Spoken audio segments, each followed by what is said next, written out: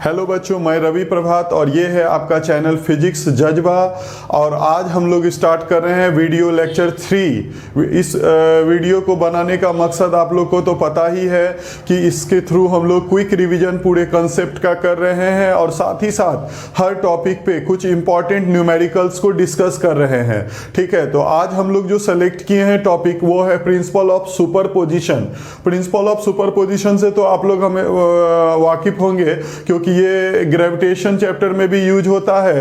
एक सिंपल सा बात है कि अगर आप किसी भी बॉडी पे नेट फोर्स फाइंड करना चाह रहे हैं तो उस पे लगने वाले सारे फोर्स का आप रिजल्टेंट फाइंड करते हैं।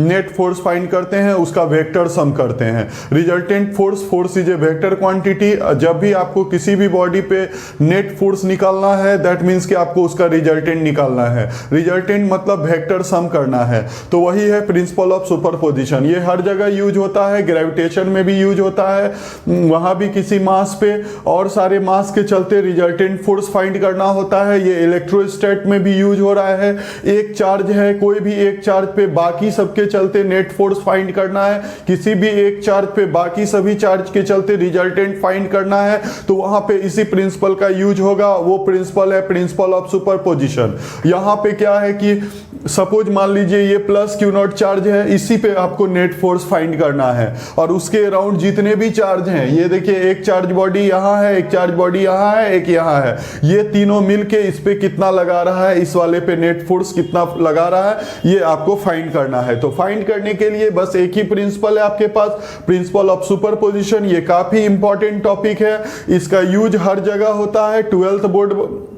12th का क्वेश्चन बनाने में भी यूज होता है और इसका यूज नीट और जेई मेंस के लिए भी यूज होता है। हम लोग जल्दी नीट और जेई मेंस का भी सीरीज ला रहे हैं वीडियो के माध्यम से। तो पहले आप सबसे पहले अभी देखेंगे प्रिंसिपल ऑफ सुपरपोजिशन होता क्या है। तो आपको प्लस क्यू नॉट चार्ज के ऊपर नेट फोर्स फाइंड करना है। तो नेट फोर्स फाइंड करने के लिए आप देखेंगे कि उसके अराउंड सारा चार्ज कौन कौन सा है मौजूद है, ये है और ये है। तो सबसे पहले इसके चलते देखते हैं इस पे नेट फोर्स। तो आपको वीडियो लेक्चर 2 में हम ऑलरेडी डिस्कस किए हैं कि किसी दो बॉडीज के बीच में अगर फोर्स देखना है, चार्ज पार्टिकल के बीच में फोर्स देखना है, तो सबसे पहले इसके सेंटर को इसके सेंटर से ज्वाइन कर देंगे। तो ये सबसे पहले हम इसको इससे ज्वाइन कर दे रहे हैं।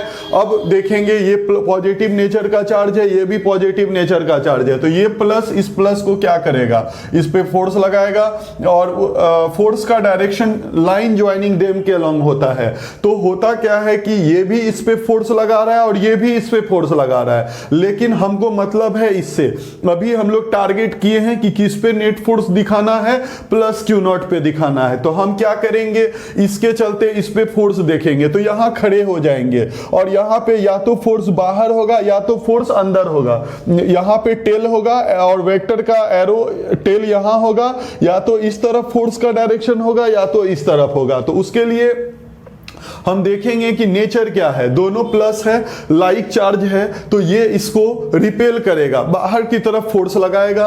दैट मींस कि फोर्स का डायरेक्शन ये हमारा हो गया F01। This is the force F01। जो कौन लगा रहा है, इस पे लगा रहा है, जीरो वाले क्यू नॉट पे लगा रहा है, जीरो को क्यू नॉट पढ़ते हैं हम लोग, और कौन लगा रहा है, Q1 लगा रहा है। उसी तरह से अब इसके चलते देखना है, इस पे कितना फोर्स लगेगा, इस पे कितना फोर्स लगेगा। तो अब इसको फिर इससे ज्वाइन करेंगे। तो चलिए हम लोग इसको इससे ज्वाइन कर दिए, तो ये नेगेटिव है, ये पॉजिटिव है, अनलाइक चार्ज है, तो ये इसको अट्रैक्ट करेगा, ये इसको अट्रैक्ट करेगा। लेकिन हमको इस पे नेट फोर्स दिखाना है तो बस हम इसी पे वेक्टर को फोर्स को इंडिकेट करेंगे। इस पे फोर्स को इंडिकेट करने की जरूरत नहीं है, जिस पे नेट फोर्स दिखाना होता है बस उसी पे फोर्स को इंडिकेट करेंगे। तो ये नेगेटिव इस पॉजिटिव को अपनी तरफ अट्रैक्ट करेगा। This force is F02, this force is F02। उसी तरह से अब चलिए Q3 के ऊपर ये प्लस है, ये भी प्लस है, फिर इन दोनों को हम इस तरह से ज्वाइन करेंगे। ये पॉजिटिव इस पॉजिटिव को प्लस है रिपेल करेगा, तो फोर्स का डायरेक्शन हो जाएगा F03। इस तरह से अराउंड में 3 चार्ज मौजूद था Q नॉट के चारों तरफ, तो तीनों के चलते इस Q नॉट पे हम लोग फोर्स को इंडिकेट कर दिए हैं। अब हमको रिजल्टेंट फोर्स फाइंड करना है। तो रिजल्टेंट फोर्स फाइंड करने का जो तरीका है, net force on on Q not अगर हमको चाहिए एफ रिजल्टेंट, तो हम सारे फोर्स का वेक्टर सम करेंगे, F01, F02, F03, इस तरह से आराम से इसको प्लस करते चले जाएंगे। तो इस तरह से वेक्टर सम करके आप किसी भी बॉडी पे नेट फोर्स निकाल सकते हैं। उस पे अगर सारा फोर्स पता है, सारे फोर्स का डायरेक्शन पता है, तो वेक्टर सम करने से उस बॉडी पे लगने वाला रिजल्टेंट फोर्स आराम से फाइंड हो जाएगा। तो इस तरह से हम लोग प्रिंसिपल ऑफ सुपरपोजिशन को समझेंगे कि net force experienced by any one of the charges, net force experienced by any one of the charge is equal to vector sum of all the electric force, vector sum of all the electric force due to individual charges. इसके around जितने भी charge हैं सभी के चलते लगने वाले electric force के वेक्टर सम के बराबर होता है किसी एक पे लगने वाला नेट फोर्स। तो इस तरह से आप आराम से इसको समझ सकते हैं। जो आपके स्क्रीन पे भी प्रिंसिपल ऑफ सुपरपोजिशन नजर आ रहा होगा, लेकिन इस कंसेप्ट से न्यूमेरिकल्स पूछा जाता है एग्जाम में, तो हम लोग न्यूमेरिकल्स पे ज्यादा फोकस करेंगे। प्रिंसिपल ऑफ सुपरपोजिशन सिंपल सा चीज है कि किसी एक बॉडी पे लगने वाला नेट फोर्स उस पे लगने वाले इंडिविजुअल फोर्सेस के वेक्टर सम के इक्वल होता है। ये सिंपल सा स्टेटमेंट है, इससे ज्यादा कुछ नहीं है। बस इसके बाद आपको इस पे न्यूमेरिकल्स की तरफ बढ़ना है। न्यूमेरिकल्स बनाने से पहले कुछ इंपॉर्टेंट कंसेप्ट, कुछ इंपॉर्टेंट ट्रिक्स को हम लोग समझेंगे, जिसको आप दिमाग में रखेंगे।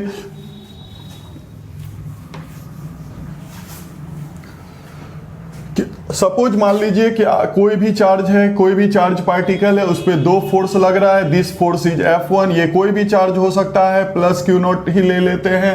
और ये फोर्स हमारा F2 लग रहा है, दोनों के बीच का एंगल है थीटा। और आपको F1 force and F2 force का रिजल्टेंट फाइंड करना है। तो आप लोग बचपन से पढ़ते आ रहे हैं दो वेक्टर का रिजल्टेंट कैसे निकलता है। रिजल्टेंट के लिए अगर टेल एक जगह है, दो वेक्टर का टेल अगर एक जगह है, तो आप आराम से एक पैरेललोग्राम बना लेंगे। जितना बड़ा ये है उतना बड़ा उसके सामने ड्रॉ करेंगे, जितना बड़ा ये मैग्नीट्यूड है उतना बड़ा यहां सामने ड्रॉ करेंगे, एक पैरेललोग्राम फॉर्म करेंगे। और दोनों वेक्टर के टेल से जो वेक्टर क्रॉस करेगा, डायगोनल जो क्रॉस करेगा, वो रिजल्टेंट को बताएगा। जो डायगोनल टेल से क्रॉस करेगा, दो डायगोनल होगा, एक ऐसे और एक ऐसे, तो ये जो टेल से क्रॉस करेगा वो हमारा रिजल्टेंट हो जाता है। और रिजल्टेंट फोर्स का फॉर्मूला आप बचपन से पढ़ते आ रहे होंगे, under root F1 square plus F2 square plus 2F1 F2 cos theta. ठीक है, तो इस फॉर्मूला का हम यूज करेंगे हर जगह रिजल्टेंट फाइंड करने के लिए। रिजल्टेंट फोर्स फाइंड करने के लिए Fr equal to F1 square plus F2 square plus 2F1 F2 into cos theta use करेंगे, where theta is angle between F1 and F2।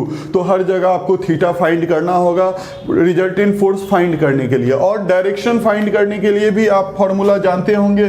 Suppose resultant force F1 vector के साथ angle alpha बना रहा है, या रिजल्टेंट फोर्स F2 के साथ angle beta बना रहा है, तो डायरेक्शन के लिए tan अल्फा का यूज करते हैं या tan बीटा का यूज करते हैं। tan alpha equal to formula होता है F2 sine theta divided by F1 plus F2 cos theta.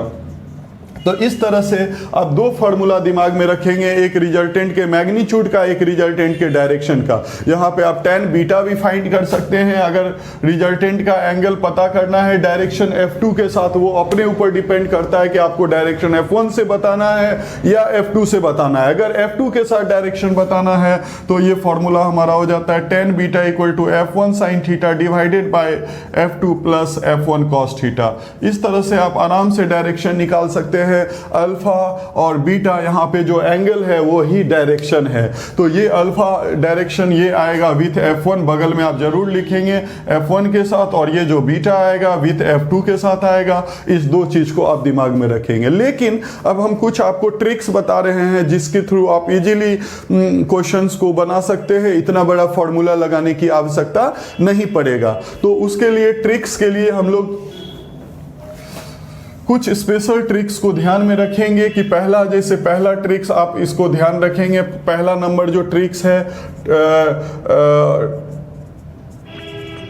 पहला ट्रिक, अगर किसी बॉडी पे दो फोर्स एक ही डायरेक्शन में लग रहा हो, F1 भी उसी साइड लग रहा हो और F2 भी उसी साइड लग रहा हो, एक डायरेक्शन में दो फोर्स लग रहा है, तो आप क्या करेंगे, दोनों के बीच में थीटा 0 डिग्री है, 0 डिग्री जब आप लेंगे तो सीधे रिजल्टेंट फोर्स का फॉर्मूला F1 प्लस F2 आ जाएगा। इस फॉर्मूला में जब थीटा 0 डालेंगे cos 0 डिग्री 1 होगा, a square b square 2ab a plus b का होल स्क्वायर होता है, तो ये F1 प्लस F2 का होल स्क्वायर बन जाएगा। ऊपर से रूट भी लगा हुआ है तो वो स्क्वायर और रूट कैंसिल हो जाएगा, तो फाइनली रिजल्ट आपका F1 प्लस F2 आ जाएगा। और डायरेक्शन के लिए भी ट्रिक्स आप याद रख सकते हैं, जब F1 और F2 एक ही डायरेक्शन में है तो उस पे लगने वाला रिजल्टेंट भी उसी डायरेक्शन में होगा, दिस इज द रिजल्टेंट, और जिसका मैग्नीट्यूड F1 प्लस F2 के इक्वल होगा। उसी तरह से ट्रिक्स 2 में हम चल रहे हैं कि अगर किसी पे दो फोर्स अपोजिट में लग रहा हो, अगर सपोज ये प्लस Q0 चार्ज है और उस पे दो फोर्स अपोजिट डायरेक्शन में लग रहा हो, this is the F1, this is the F2, इसका मैग्नीट्यूड है हमारा F1 और इसका मैग्नीट्यूड है F2, बीच का एंगल है 180 डिग्री, इस केस में थीटा है हमारा 180 डिग्री, तो इस केस के लिए रिजल्टेंट आप लगाएंगे सीधे F1 माइनस F2 का मॉड। क्यों, जब आप यहाँ पे थीटा का वैल्यू 180 डालते हैं तो cos 180 माइनस 1 होता है, माइनस 1 के चलते प्लस माइनस यहाँ पे माइनस आ जाएगा, a square plus b square minus 2ab, a minus b का होल स्क्वायर होता है, फिर स्क्वायर और रूट कैंसिल होगा, तो फाइनली रिजल्ट आपका आएगा F1 माइनस F2 या F2 माइनस F1 भी लिख सकते हैं। इसको आप मॉड में रखेंगे, मॉड में इसलिए कि मैग्नीट्यूड कभी नेगेटिव में नहीं होता है, वेक्टर का मैग्नीट्यूड कभी नेगेटिव में नहीं होता है, तो आप इसे मॉड में रखेंगे। इसी तरह तीसरे कंसेप्ट की तरफ हम चल रहे हैं, थर्ड कंसेप्ट, अगर थीटा यहाँ पे 90 डिग्री हो जाए, अगर एक चार्ज पार्टिकल Q0 है, एक चीज और आप ध्यान रखेंगे कि इसमें डायरेक्शन का चर्चा हम नहीं किए हैं, इसमें आपको डायरेक्शन के लिए भी ट्रिक्स का इस्तेमाल करना है। जिधर फोर्स बड़ा है समझ जाएंगे उधर रिजल्टेंट उसी साइड में होगा। आप जानते हैं कि जिधर बड़ा वेक्टर होता है, बड़ा मैग्नीट्यूड होता है, रिजल्टेंट उसी साइड होता है। कब, जब दो वेक्टर एक दूसरे के अपोजिट हो। तो अभी थोड़ा देर के लिए हम मान के चल रहे हैं हमारा F1 फोर्स बड़ा है और F2 जो है वो छोटा है, उसका मैग्नीट्यूड कम है, तो इस तरह से Q0 पे लगने वाला जो रिजल्टेंट होगा वो इस डायरेक्शन में होगा, ठीक है, और जिसका मैग्नीट्यूड F1 माइनस F2 होगा। और इस तरह से अब जब 90 डिग्री है, जैसे ये एक F1 है, दिस इज द F2, और ये दोनों के बीच का एंगल यहाँ पे 90 डिग्री है, तो उस केस में रिजल्टेंट क्या होगा, तो आप यहाँ पे थीटा 90 डिग्री रखेंगे, cos 90 0, तो ये पूरा टर्म ही 0 हो जाएगा मल्टीप्लाई होके, तो सिर्फ अंदर बचेगा F1 square plus F2 square. इस तरह से हमारा रिजल्टेंट का फॉर्मूला आ जाएगा under root F1 square plus F2 square. तो ये तीन इंपॉर्टेंट ट्रिक्स को आप ध्यान में रखेंगे, आराम से यहाँ से काम कर सकते हैं। यहाँ रिजल्टेंट शो करने के लिए ये 90 डिग्री है, रिजल्टेंट बनाना है, एक पैरेललोग्राम बनाइए, ये 20 से जो जाएगा ये हमारा रिजल्टेंट है। अब उसका डायरेक्शन भी आराम से निकाल सकते हैं, चूंकि ये 90 डिग्री है तो tan alpha F2 by F1 होगा, डायरेक्शन के लिए tan alpha F2 by F1 होगा, और यहाँ से अगर बीटा चाहिए तो tan beta F1 by F2 हो जाएगा। तो इस तरह से तीन इंपॉर्टेंट ट्रिक्स को ध्यान रखेंगे। और एक अंतिम ट्रिक्स हम यूज कर रहे हैं जो काफ़ी इंपॉर्टेंट होता है कंपटीशन एग्जाम के लिए, और आप लोग भी इसको यूज कर सकते हैं, 12th वाले बच्चे भी इसको यूज कर सकते हैं। एक लास्ट ट्रिक्स की तरफ हम लोग बढ़ रहे हैं। अगर ऐसा कंडीशन कहीं पे आता है कि F1 का मैग्नीट्यूड F2 के मैग्नीट्यूड के इक्वल है, अगर इन दोनों का मैग्नीट्यूड सेम है, उस केस में अगर कहा जाए कि रिजल्टेंट बताइए, तो उस कंडीशन में एक बहुत प्यारा सा फॉर्मूला निकल के सामने आएगा। ये भी F और ये भी F, ये भी 2FF इंटू यहाँ पे cos थीटा, दोनों के बीच का एंगल है cos थीटा, ये सॉल्व करके आएगा F square plus F square 2F square, फिर 2F into F 2F square into cos theta under root 2F square 1 plus cos theta equal to under root 2F square 1 plus cos theta को 2 cos square theta by 2 लिखा जाता है। तो जो student maths के होंगे तो उनको तो ये फॉर्मूला काफ़ी अच्छे से पता होगा। 1 प्लस cos 2 थीटा होता है 2 cos स्क्वायर थीटा, तो 1 प्लस अगर 2 थीटा के प्लेस पे हम थीटा डाल दें तो वो फॉर्मूला हमारा हो जाएगा 2 cos स्क्वायर थीटा बाई 2, वो फॉर्मूला हमारा हो जाएगा 2 cos स्क्वायर थीटा बाई 2। तो इसमें से एक 2 बाहर आएगा, एक F बाहर आएगा और एक cos थीटा बाई 2 बाहर आएगा। तो रिजल्टेंट का फॉर्मूला हम सिंपली ये यूज कर सकते हैं 2 एफ कॉस थीटा बाई 2 कब के केस में, अगर दोनों फोर्स इक्वल मैग्नीट्यूड का लग रहा हो। इफ इक्वल मैग्नीट्यूड का फोर्स, दोनों फोर्स इक्वल मैग्नीट्यूड का लग रहा हो तो आराम से हम लोग फॉर्मूला यूज करेंगे 2f cos थीटा बाई 2। तो काफी इंपॉर्टेंट फॉर्मूला है, इसको आप ध्यान में रखेंगे। और अगर कभी इक्वल मैग्नीट्यूड का दो फोर्स लग रहा है, उसका डायरेक्शन देखना हो और बीच का एंगल थीटा है, दिस इज द F1, ये एक चार्ज पार्टिकल है, और दिस इज द F2, इस पे फोर्स, और F1 का भी मैग्नीट्यूड F है, F2 का भी मैग्नीट्यूड F है। तो रिजल्टेंट आप जान ही गए, रिजल्टेंट FR जो है वो 2f cos थीटा बाई 2 होगा। अब डायरेक्शन पे चर्चा कर लेते हैं। सपोज मान लीजिए कि यहाँ पे एंगल अल्फा है डायरेक्शन के लिए, तो अल्फा हमारा यहाँ आराम से आप लिख सकते हैं थीटा बाई 2। अगर ये वाला एंगल बीटा ले रहे हैं तो बीटा को भी लिख सकते हैं थीटा बाई 2। इस तरह से एंगल को बस हाफ हाफ कर देना है, थीटा बाई 2 थीटा बाई 2, ठीक है। क्योंकि इक्वल मैग्नीट्यूड का फोर्स है तो रिजल्टेंट उसके 20 से जाएगा, 20 से। अगर ये 60 डिग्री है, टोटल एंगल थीटा 60 डिग्री है, तो रिजल्टेंट F1 से भी 30 डिग्री बनाएगा और रिजल्टेंट F2 से भी 30 डिग्री बनाएगा, बिल्कुल 20 से रिजल्टेंट क्रॉस करेगा। तो इस तरह से हम आराम से प्रिंसिपल ऑफ सुपरपोजिशन को समझ गए और उस पे बनने वाले न्यूमेरिकल्स के लिए कुछ ट्रिक्स को समझ गए, और इन ट्रिक का यूज करके आप न्यूमेरिकल को काफी इजीली, काफी जल्दी, आराम से बना सकते हैं। तो अब हम लोग पहले न्यूमेरिकल्स के तरफ बढ़ रहे हैं, जो न्यूमेरिकल्स हम एनसीईआरटी बुक से लिए हैं। तो चलिए हम लोग बढ़ते हैं। आप स्क्रीन पे देखिए, पहला वाला क्वेश्चन नजर आ रहा होगा और ये एनसीईआरटी के एग्जाम्पल से लिया गया क्वेश्चन है।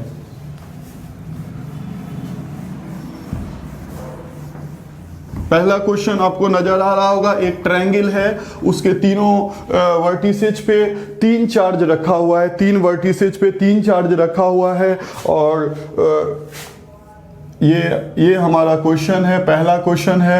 आप देख रहे होंगे स्क्रीन पे, ये Q1 है, Q1 प्लस Q के इक्वल है, यहाँ पे प्लस Q चार्ज रखा हुआ है। दिस इज द Q2, ये भी प्लस Q चार्ज है, और ये Q3 है, ये भी प्लस Q चार्ज है, और तीनों साइड का लेंथ L दिया हुआ है, और इसमें तीनों साइड का लेंथ L दिया हुआ है, और कह रहा है कि सेंटर पे एक चार्ज यहाँ पे रखा हुआ है, वो हमारा प्लस Q है। बताना है कि इस पे नेट फोर्स कितना लगेगा, नेट फोर्स बताना है इस प्लस Q पे इन तीनों के चलते। तो हम लोग नेट फोर्स कैसे निकालेंगे, तो कभी भी नेट फोर्स के लिए हमारे पास एक ही प्रिंसिपल है, प्रिंसिपल ऑफ सुपरपोजिशन। सबसे पहले आप सारे फोर्स को इंडिकेट कीजिए, फिर उसका वेक्टर सम कीजिए। तो सबसे पहले हम लोग इसके चलते देखेंगे 1 Q1, इस पे कितना फोर्स लगा रहा है। सपोज ये सेंटर है O है, तो ये फोर्स का डायरेक्शन सबसे पहले इसके सेंटर को इसके सेंटर से ज्वाइन करेंगे। देखिए ज्वाइन कर लिए। आप जानते हैं सबसे पहले लाइन ज्वाइन करना होता है सेंटर से, उसके बाद देखिए कि ये प्लस है, ये भी प्लस है, तो ये इसको रिपेल करेगा। This force is F01, this force is F01। उसी तरह से आइए 2 के चलते देखना है, तो सबसे पहले Q2 को Q से ज्वाइन करेंगे, इसके चलते फोर्स का डायरेक्शन हो जाएगा F02। उसी तरह से चलिए 3 के चलते फोर्स देखना है, तो फिर 3 से इसको ज्वाइन करेंगे। लीजिए ज्वाइन कर दिए, और ये प्लस है, ये भी प्लस है, फोर्स बाहर रिपेल करेगा, तो ये फोर्स हमारा हो जाएगा F03।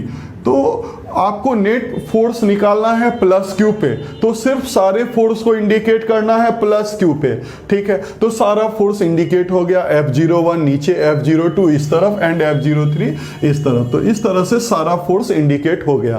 तो एक अलग से फिगर बनाएंगे, यहाँ पे लिखेंगे प्लस Q और सारे फोर्स को इंडिकेट करेंगे। F02, this force is F03 and this force is F01। तो इस तरह से हम देख रहे हैं कि 3 फोर्स लग रहा है, और तीनों सिमेट्री से देखा जाए तो तीनों जो है सिमेट्रिकल है, एक दूसरे से मतलब 120 डिग्री एंगल बना रहा है। ये तीनों एंगल अगर देखा जाए सिमेट्री से तो वो 120 है, ये भी 120 है, 120 है। तो अक्सर जब हम वेक्टर पढ़ाते हैं या आप लोग वेक्टर पढ़ते होंगे तो एक कंसेप्ट को ध्यान में रखेंगे कि जब एक बॉडी पे 3 फोर्स लग रहा है, 3 फोर्स, तीनों इक्वल मैग्नीट्यूड का होना चाहिए और तीनों एक दूसरे से इक्वल एंगल बनाए, 120 120 120, तो तीनों का रिजल्टेंट 0 हो जाता है। तो आप डायरेक्ट एग्जाम में देखते यहाँ बता सकते हैं कि यहाँ रिजल्टेंट फोर्स 0 हो जाएगा। लेकिन रिजल्टेंट फोर्स 0 कैसे आता है, हम लोग थोड़ा इस पे भी चर्चा करेंगे। तो सबसे पहले आप क्या करेंगे, किसी भी क्वेश्चन में F01 का मॉड, F02 का मॉड एंड F03 का मॉड निकाल के पहले मैग्नीट्यूड निकाला जाता है। देखते हैं मैग्नीट्यूड कितना आता है। तो आपको वीडियो लेक्चर 2 में जो लोग नहीं देखे हैं वो जरूर देख लीजिए। वहां पे आप देखेंगे कि कूलम्स लॉ, फोर्स का फॉर्मूला कूलम्स लॉ से K Q1 Q2 by R square आता है। आप जानते हैं K डिपेंड्स ऑन मीडियम, तो चलिए सबसे पहले K ही ले लीजिए। K कुछ भी हो सकता है, वो तो मीडियम पे डिपेंड करेगा, लेकिन अभी सब एक ही मीडियम में, तो सबके लिए K का मान सेम होगा। चाहे ये फोर्स ले, चाहे ये ले, चाहे ये ले, सबके लिए K सेम होगा क्योंकि सारा चार्ज एक ही मीडियम में प्लेस्ड है। Q1 Q2, ये this Q capital Q divided by ये दूरी देखिए R है, ये डिस्टेंस दोनों चार्ज के बीच का डिस्टेंस ये R है, ये भी R है, ये भी R है। अब आप R कैसे फाइंड करेंगे? तो एक ट्रिक आप बच्चों याद रखेंगे कि ये जो होता है, ये जो हमारा R है वो R होता है L/√3 के बराबर। ये जो R है हमारा वो L/√3 होता है। आप इसको माइंड में रखेंगे क्योंकि एग्जाम में उतना समय होता नहीं है, चूंकि ऑब्जेक्टिव में देगा ये क्वेश्चन। अगर ऑब्जेक्टिव में देगा तो डायरेक्ट आप रिजल्टेंट 0 लिखेंगे, लेकिन बनाने के प्रोसेस को हम लोग जान रहे हैं, तो इसलिए थोड़ा सा इसको समझने की कोशिश करेंगे। K लेना है, Q1 लेना है, Q2 लेना है, बाय आर स्क्वायर लेना है। R कितना होता है? तो अगर ये लेंथ, साइड लेंथ L है, तो वर्टिसेस से सेंटर का डिस्टेंस R L/√3 होता है। आप इसे ध्यान रख सकते हैं, L/√3 का होल स्क्वायर। इसको जैसे सॉल्व करेंगे तो ये हमारा 3KQ बाय L स्क्वायर आ रहा है, और तीनों फोर्स का मैग्नीट्यूड सेम आएगा क्योंकि तीनों के बीच में डिस्टेंस वही है और चार्ज का पेयर भी वही है, small q capital Q, small q capital Q, small q। तो इसको सीधे F कंसीडर कर लिया जाता है, इसको सीधे कंसीडर कर लिया जाता है F।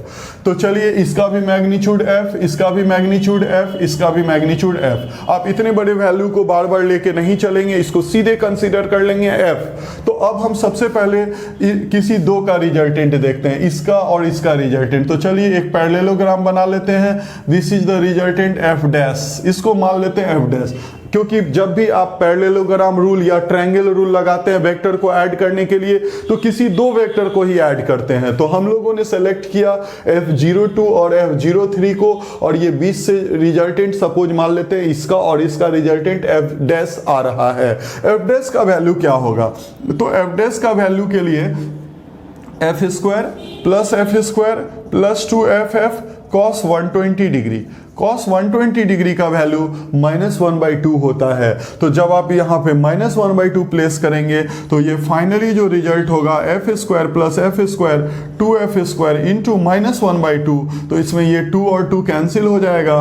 तो इस तरह से finally F square plus F square minus F square, ये दोनों कैंसिल हो गया और हमारा रिजल्टेंट का मैग्नीट्यूड F आ गया। ये जो 20 से वेक्टर लग रहा है यहाँ पे F डैश, उसका रिजल्टेंट का मैग्नीट्यूड हमारा F आ गया। अब आप गौर करेंगे कि इस चार्ज पार्टिकल पे जिस पे नेट फोर्स आपको फाइंड करना था, एक ऊपर लग रहा है F डैश जिसका मैग्नीट्यूड F, और एक नीचे लग रहा है वो फोर्स है हमारा F01, उसका भी मैग्नीट्यूड हमारा F है। तो जब आप देखेंगे कि दो फोर्स इक्वल मैग्नीट्यूड का हो, अपोजिट डायरेक्शन में लग रहा हो, तो अभी जस्ट हम लोग देखे कि जब अपोजिट डायरेक्शन है तो रिजल्टेंट के लिए A माइनस B या F1 माइनस F2 या F2 माइनस F1, जब भी अपोजिट में हो तो बड़े में छोटे को माइनस करना चाहिए। लेकिन यहाँ पे क्या है कि दो फोर्स आया है, इन दो का रिजल्टेंट ये दोनों खत्म हो गया, उसका रिजल्टेंट ये आ गया, वो भी F मैग्नीट्यूड का भी है, और जस्ट उसके अपोजिट भी जो लग रहा है वो भी F मैग्नीट्यूड का है। तो यहाँ पे जो रिजल्टेंट फोर्स होगा,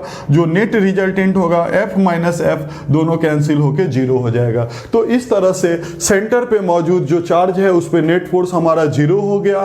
तो कभी भी आप ध्यान रखेंगे तीनों वर्टिसेज पे इक्वल अमाउंट का चार्ज है और उसके इक्विलैटरल ट्रायंगल है, तीनों साइड इक्वल है, और सेंटर पे किसी चार्ज पे नेट फोर्स बोले तो उसका रिजल्टेंट हमेशा 0 आएगा। डायरेक्ट आप एग्जाम में 0 पे मार्क कर सकते हैं। अब हम लोग इसके दूसरे क्वेश्चंस के तरफ बढ़ेंगे। हम लोग नेक्स्ट न्यूमेरिकल्स की तरफ बढ़ रहे हैं, जो स्क्रीन पे नजर आ रहा होगा। ये भी एनसीईआरटी से भी लिया गया है ये क्वेश्चन, और प्रिंसिपल ऑफ सुपरपोजिशन पे आधारित है। तो आप अपने स्क्रीन पे देख रहे होंगे, एक क्वेश्चन आपको नजर आ रहा होगा।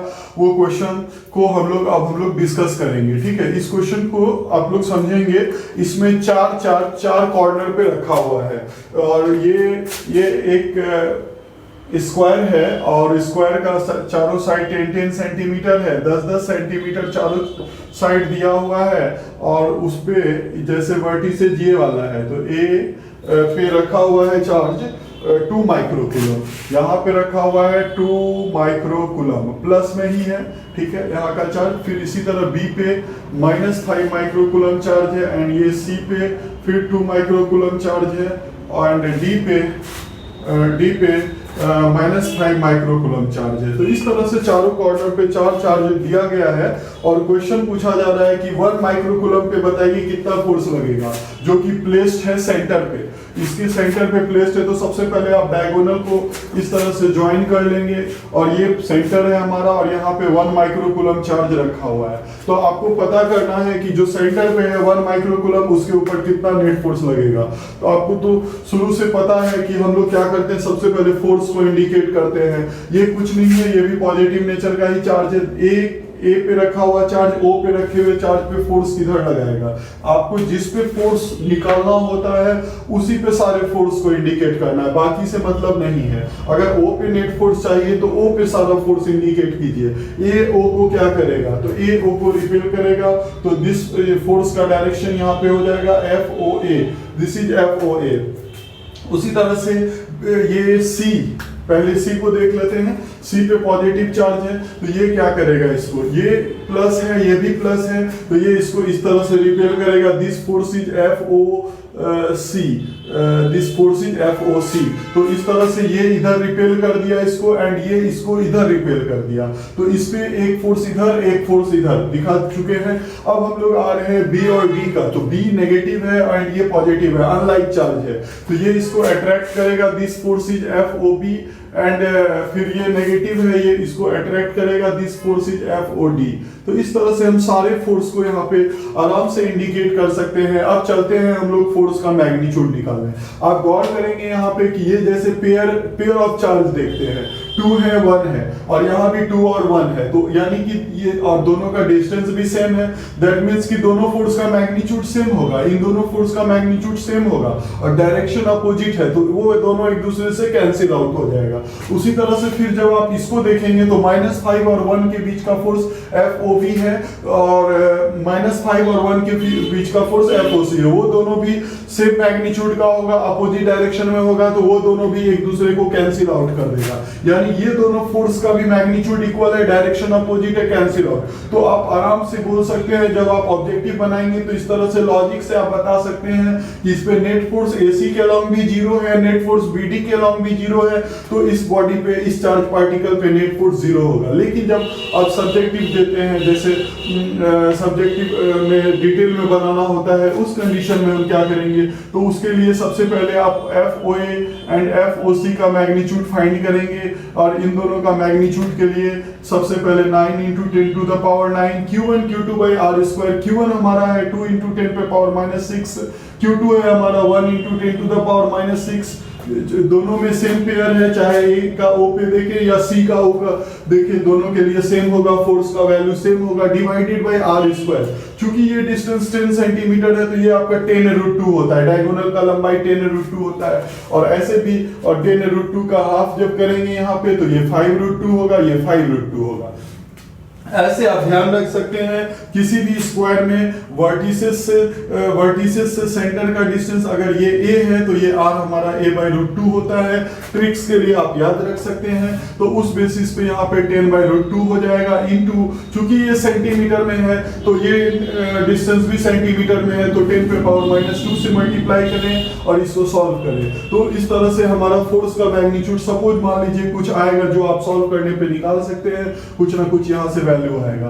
उसी तरह से अब हम लोग FOB एंड FOD के तरफ जाएंगे और इन दोनों फोर्स का मैग्नीट्यूड निकालेंगे, जो कि हमारा आएगा 9 × 10 टू द पावर 9। अगर कुछ नहीं दिया है तो समझना है कि मीडियम एयर है, एयर के लिए K का वैल्यू आप जानते हैं 9 × 10 टू द पावर 9 होता है। इसके बाद हम लोग 5 × 10 पे पावर -6 ले लेंगे, 5 × 10 पे पावर -6, या इसके चलते इस पे फोर्स, और दूसरा चार्ज हमारा हो जाएगा 5 है, दूसरा 1 है, या इधर से 5 है, ये 1 1 है तो 1 into 10 to the power minus 6 divided by 10 by root 2 into 10 to the power minus 2 का स्क्वायर। जब आप इसे भी सॉल्व करेंगे तो ये जो एफ ओ बी का मैग्नीट्यूड आएगा वो एफ ओ डी का मैग्नीट्यूड आएगा। तो हम लोग यहाँ पे ये कह सकते हैं कि एफ ओ ए प्लस एफ ओ सी का वेक्टर सम 0 होगा। यहाँ हम लोग कह सकते हैं F O B and F O D का वेक्टर सम, दोनों का वेक्टर सम हमारा 0 होगा। तो दो इंपॉर्टेंट रिजल्ट हमारा निकल के सामने आ रहा है। क्यों वेक्टर सम 0 होगा? जब दो वेक्टर का मैग्नीट्यूड इक्वल हो, डायरेक्शन अपोजिट हो, तो दोनों कैंसिल आउट कर देता है, जिसके चलते उसका वेक्टर सम 0 हो जाता है। इस तरह से वेक्टर सम यहाँ भी 0 आ रहा है, वेक्टर सम यहाँ भी 0 आ रहा है। तो इस बेसिस पे हम कह सकते हैं कि उस चार्ज के ऊपर जो नेट रिजल्टेंट फोर्स होगा वो 0 होगा। तो इस तरह से आराम से आप ऐसा टाइप का क्वेश्चन देखते ही सीधे 0 पे मार्क करेंगे। अब हम लोग नेक्स्ट क्वेश्चंस की तरफ बढ़ रहे हैं। चूंकि ये 12th बोर्ड को ध्यान में रखते हुए वीडियो बनाया जा रहा है, तो इसलिए सिर्फ इसमें 12th के ही बेसिक क्वेश्चंस को हम लोग इंक्लूड कर रहे हैं। इससे हायर लेवल के लिए आप हमारा नीट और जेईई मेंस वाला सीरीज जरूर देखें, जिसको इससे आगे का ट्रिक्स चाहिए, कंसेप्ट चाहिए, तो उसके लिए आप जेईई मेंस और नीट वाले सीरीज को देख सकते हैं। तो चलिए अब हम लोग नेक्स्ट क्वेश्चन आपके स्क्रीन पे नजर आ रहा होगा। बहुत ही बेसिक क्वेश्चंस को हम चूज किए हैं जिससे कि आपका प्रिंसिपल ऑफ सुपरपोजिशन का कांसेप्ट क्लियर हो जाए। तो इसमें हम लोग सब अगले क्वेश्चंस की तरफ बढ़ रहे हैं। जैसे दो चार्ज है, यहाँ पे प्लस क्यू है, यहाँ पे प्लस क्यू है, और ये बीच में सेंटर पे ये प्लस कैपिटल क्यू है, बीच का डिस्टेंस आर है, ये हमारा ए है, ये हमारा बी है, ये ओ है। अब सिर्फ इस क्वेश्चन में पूछा जा रहा है find net force on plus Q. Find net force on plus Q. Plus Q पे बताइए बीच में जो रखा हुआ है उस पे नेट फोर्स। तो सबसे पहला रूल आप जान रहे हैं कि जिस पे नेट फोर्स दिखाना होता है उस पे सारे फोर्स को पहले आप इंडिकेट करेंगे। तो ये इसको रिपेल करेगा, this force is F O A, this force is F O A, जो कि उस डायरेक्शन में रिपेल करेगा। उसी तरह से बी जो है फिर वो इसको रिपेल करेगा और उसका डायरेक्शन इस तरफ हो जाएगा। दिस फोर्स इज हमारा एफ ओ बी हो गया। दोनों फोर्स आप देख रहे हैं कि अपोजिट डायरेक्शन में लग रहा है। ये इधर रिपेल करेगा एंड ये इसको इधर रिपेल करेगा। रिपेल मतलब फोर्स लगाना। तो इस तरह से फोर्स, आप दोनों फोर्स का मैग्नीट्यूड फाइंड करेंगे, एफ ओ ए का मैग्नीट्यूड और एफ ओ बी का मैग्नीट्यूड। पहले ही पता चल चुका है कि दोनों का मैग्नीट्यूड सेम होगा। कैसे सेम होगा? कैसे मुझे ये पता चला कि दोनों का मैग्नीट्यूड सेम होगा? Pair of charge, Q capital Q, यहाँ भी क्यू कैपिटल क्यू, यानी यहाँ भी पेयर ऑफ चार्ज वही है, यहाँ भी पेयर ऑफ चार्ज वही है। और बीच का डिस्टेंस जब देखेंगे यहाँ भी r/2 है, यहाँ भी डिस्टेंस हमारा r/2 है। जब आप इसे सॉल्व करेंगे तो कांस्टेंट k लेके ही चलते हैं। जो भी k, चूंकि सारा सिस्टम एक ही मीडियम में है, तो जो इसके लिए k होगा इस पेयर के लिए वो k इसके लिए होगा, because k depends on medium. तो उस बेसिस पे k small q capital Q divided by r/2 का स्क्वायर, जिसका वैल्यू आ रहा है 4kq बाय आर स्क्वायर। इस तरह से डिस्टेंस दोनों चार्ज के बीच का r/2 लेना है। r/2 यहाँ अब जानते हैं k q1 q2 bye are square होता है। फॉर्मूला पुट करते ही आपका ये आ जाएगा, which is equal to f। Again हम देख रहे हैं कि दोनों फोर्स का मैग्नीट्यूड सेम है और डायरेक्शन अपोजिट है।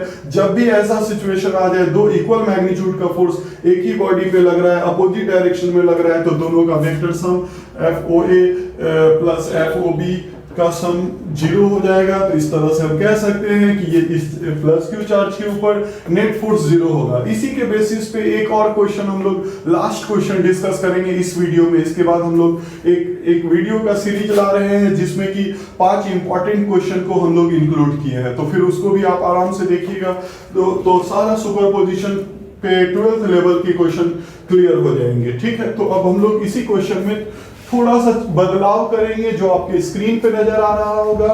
इस बार है ये प्लस क्यू है, ये प्लस क्यू है एंड बीच वाला चार्ज इस बार ये माइनस क्यू है और बीच वाला वही प्लस क्यू है। ठीक है, तो फिर से हमको इस पे नेट फोर्स फाइंड करना है। लेकिन थोड़ा सिचुएशन बदला है। यहाँ पे प्लस था, पिछली बार यहाँ भी प्लस था, इस बार ये प्लस है और ये माइनस है। तो अब क्या करेंगे? कैसे सुपरपोजिशन लगाकर इस पे नेट फोर्स फाइंड करना है। हर क्वेश्चन में यही है, प्लस क्यू पे नेट फोर्स बताना है। ये हमारा ए है, ये हमारा बी है, बीच वाला ओ है। तो सबसे पहले आप गौर करेंगे ये नेगेटिव है, ये पॉजिटिव है, अनलाइक है। तो ये इस पे फोर्स अपनी तरफ लगाएगा, अट्रैक्ट करेगा। फोर्स का डायरेक्शन इस पार्टिकल पे इस तरफ होगा, ठीक है। तो चलिए फोर्स को इंडिकेट किया जाए। सबसे पहले this force is FOA, this force is FOA। उसके बाद आते हैं इस प्लस क्यू पे, वो प्लस क्यू इस प्लस क्यू को रिपेल करेगा, दिस फोर्स इज FOB, ठीक है। रिपेल करेगा, रिपेल का मतलब होता है ये इस पे फोर्स दूर लगाएगा, दिस फोर्स इज FOB। अब क्या देख रहे हैं, पिछली बार देखे थे कि दोनों फोर्स अपोजिट था, कैंसिल आउट हो गया था, नेट जीरो हो गया था। उसका कारण था कि ये भी प्लस था, ये भी प्लस था, या ये माइनस ये भी माइनस रहेगा तो अपोजिट फोर्स लगेगा, कैंसिल आउट। बट इस बार सिचुएशन अलग है, ये प्लस है ये माइनस है, या ये प्लस रहे ये माइनस रहे, तो फोर्स एक ही डायरेक्शन में लगेगा, जिसके चलते आप पढ़ चुके हैं मेरे पिछले इसी वीडियो में आप पढ़ चुके हैं कि एक डायरेक्शन में दो फोर्स है तो सिंपली उसको डायरेक्टली ऐड कर देना है। ट्रिक्स में हम लोग पढ़ चुके हैं। तो सिंपल पहले FOA का मैग्नीट्यूड फाइंड कीजिए, फिर FOB का मैग्नीट्यूड पता चल चुका है कि दोनों का मैग्नीट्यूड इक्वल होगा। कैसे, यहाँ भी पेयर वही है, साइन नहीं देखा जाता है, बस मैग्नीट्यूड देखिए चार्ज का। तो यहाँ भी स्मॉल q है, यहाँ कैपिटल Q, यहाँ भी स्मॉल q है, यहाँ कैपिटल Q है, यहाँ डिस्टेंस r/2 है, यहाँ भी डिस्टेंस r/2 है। तो कांस्टेंट के ले लेंगे, Q1 Q2 small q into capital Q by r/2 का यहाँ पे square, which is equal to 4k Q by r square. ये हमारा फोर्स आ रहा है। दोनों फोर्स को हम लोग F एज्यूम कर सकते हैं, ठीक है। अब चूंकि एक डायरेक्शन में है तो दोनों को सिंपली ऐड करेंगे, resultant force equal to FOA plus FOB। आपको ट्रिक्स याद होगा, वेक्टर एक डायरेक्शन में हो तो दोनों के मैग्नीट्यूड को डायरेक्ट ऐड कर दिया जाता है। तो दोनों के मैग्नीट्यूड को जैसे ऐड करेंगे, 4k Q by r square plus 4k Q by r square, जैसे ऐड करेंगे तो ये हमारा आ जाएगा 8k Q by r square, और डायरेक्शन हो जाएगा from B to A। Direction अगर आपसे पूछे नेट फोर्स का डायरेक्शन बताइए, तो नेट फोर्स उधर ही होगा जिधर दोनों इंडिविजुअल फोर्स लग रहा है। इंडिविजुअल फोर्स FOA और FOB, चूंकि B से A की तरफ लग रहा है तो रिजल्टेंट फोर्स भी इसके ऊपर B से A की तरफ ही लगेगा। तो इस तरह से ये हमारा सुपरपोजिशन प्रिंसिपल और उस पे कुछ बेसिक न्यूमेरिकल्स हम लोग डिस्कस किए। उम्मीद है कि आपका सुपरपोजिशन प्रिंसिपल पूरी तरह से क्लियर हो गया।